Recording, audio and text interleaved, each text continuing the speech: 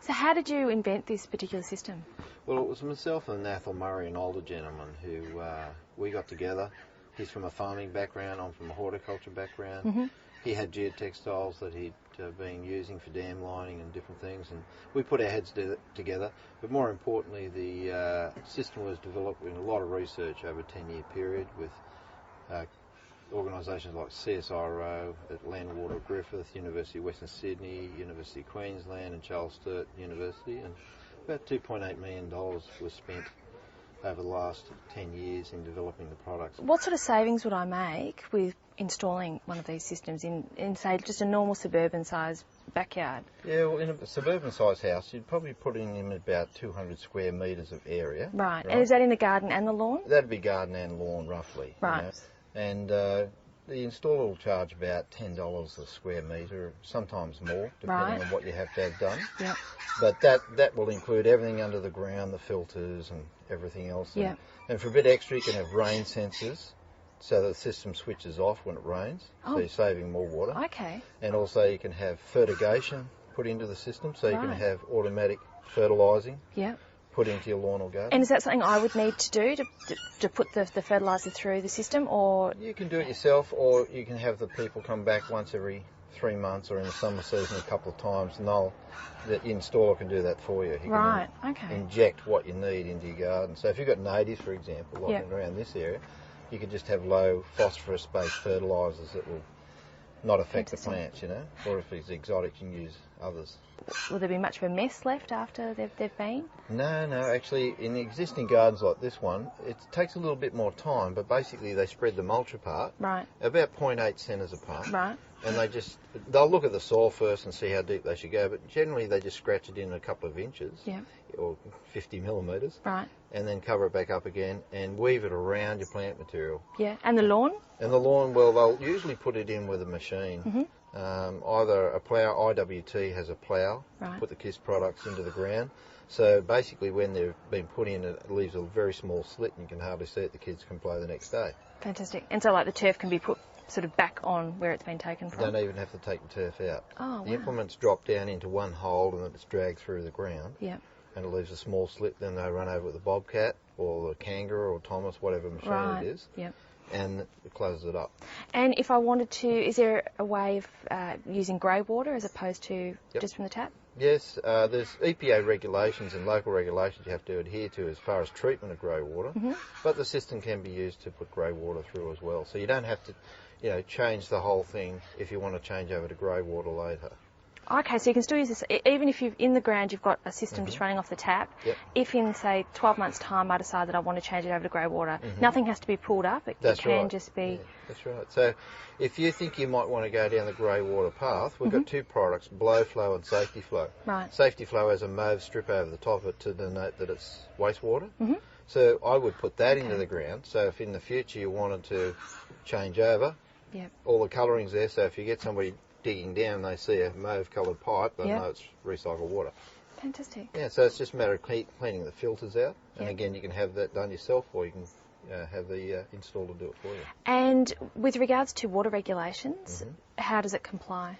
As far as drip, it's same regulations as drip. Right. So as long as they allow for drip pipe to be used, or drip tube, you can use our KISS system. Fantastic. And so it'll save a lot of water. For example, a home user, although you might be paying for a lot for water per kilolitre, like 1,000 litres, like in Sydney at the moment it's 93 cents a kilolitre, that's going to go up with the worldwide pressure, and people have to desalinate in Sydney or Perth or whatever they're doing.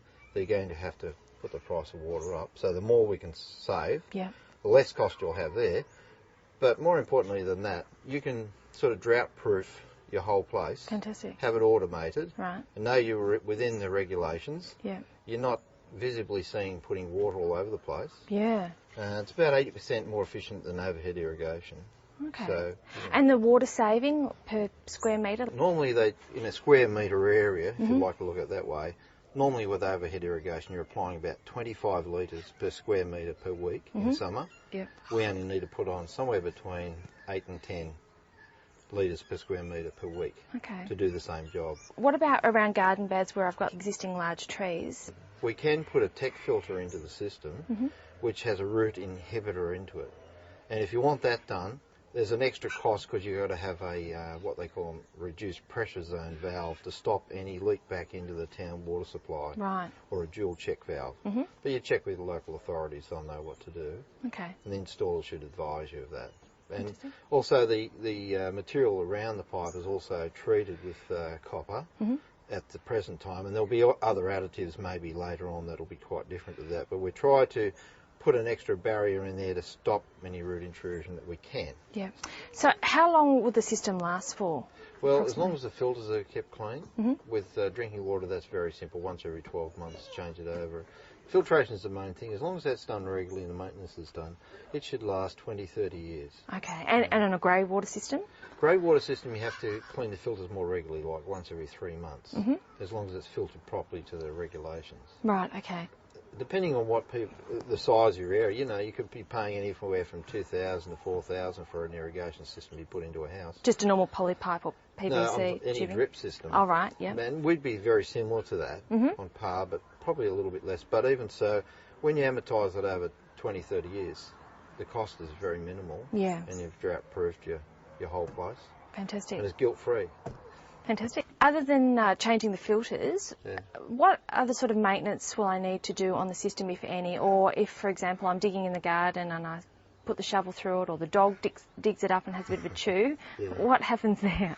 Generally, it's buried so dogs, cats, kids don't see it. Yep. You know, so it can help to stop any vandalism like that because it's out of sight, out of mind. People just don't see it. Yep. Whereas normal drip is usually on the top of the garden, just under the mulch. Yeah. And what happens, it usually rises, so it becomes obvious. Like in some councils, kids in parks have been cutting the pipes and playing with them and that sort of thing. Yeah. So that's a bit of a problem. But if we bury it properly, you haven't got a problem from that point of view. But you can rejoin it. I was going to say, can you just take a section out and rejoin where it's damaged? Yeah, you just cut it through with a pair of scissors, actually. Okay. And there's a barb joiner, and you just push them back together again. And because there's a pressure reduction valve on the system, that's all you need to do. It won't blow off. Right. It won't blow apart. So it's something you can do even yourself. And if we put the system in our front yard, we often have flowers being taken, pots, things like that being taken. Is there anything like the control box or however it works, is that underground as well? Or? Yeah, well usually it's put around like the side of your house, behind your gate, if it's on the wall, or we can actually put a valve box in the ground with the controllers and everything in the ground. So no one can see it. Locked off. Yeah. And you can even mulch over the top of it, or in some playing fields, for example, we actually put the box this far underneath the soil. Right. So the council knows where it is, where they can locate it, dig it up, but everything's underneath the ground, so it's not visible. What's not visible is not usually the problem, you know. And how long will it take to install in just an average size backyard or front yard? An existing garden would probably take between 2 and 3 days for, say, 200 square metres. Right. If it's a new garden, it'd probably take a little bit less because, as you're aware, you don't have to be working around trees and shrubs. Yeah. And you can place the system down on soil, pin it down, and then they'll backfill over the top of that with soil and then turf your lawn rather than cutting through a new lawn. Okay. So they can vary quite a lot, but just talk to your local installer and they'll tell you, or call IWT and we'll put you onto the approved installer in your area. Great.